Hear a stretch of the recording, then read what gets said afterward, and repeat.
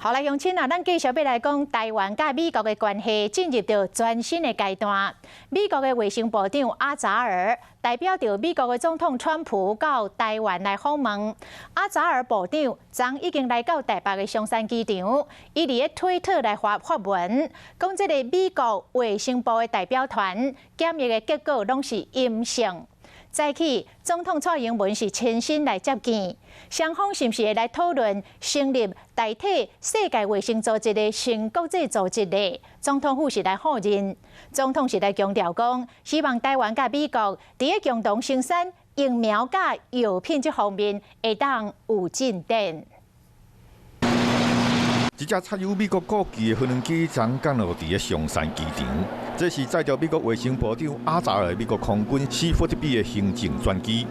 这款的飞行机算是副总统专机，是美国高级军事将领或者是部会首长的空中办公室。专机甲阿扎尔本人拢正大方互媒体摄影直播，这原来象征台美关系明显提升。 阿扎尔嘛伫网络顶端发表讲，真欢喜来到台湾表达支持，还来强调美国卫生部代表团的检疫结果全部拢无问题。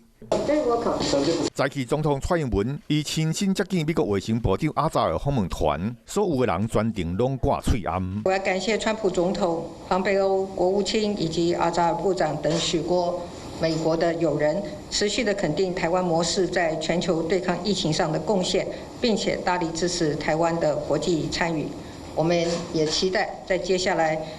台美在共同研发跟生产疫苗以及药品上都能够有显著的进展。总统除了希望台美各方面会当有更加突破以外，我也提到中国的压力。政治因素不应该凌驾在健康人权之上。WHO 排除了台湾的参与是违背 一味普世人权的原则。阿扎尔是1979年台美断交以后，来台湾访问上关级的美国内阁官员。伫防疫个关键期间来台湾，日本产经新闻就报道讲，台美双方可能对处在世界卫生组织 WHO 的新的国际组织设立交换意见。不过总统府已经否认。The particular focus of both my discussions with President Tsai and of our trip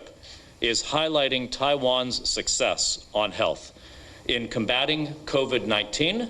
and cooperating with the United States to prevent, detect, and respond to health threats. 在下晡3点，阿扎尔嘛要甲咱卫福部长陈时中做伙见证一件卫生合作备忘录的签署仪式。 在我旁边，你可以看到，在台下部分呢，卫福部、外交部以及 AIT 的人员坐在这个区块；而在2公尺旁边呢，可以看到美国来的访团呢是坐在这里，和大家区隔开来。这件重要仪式参加的人拢就要挂喙暗，都是讲美国代表团成员检验拢无问题，咱也是袂当放松。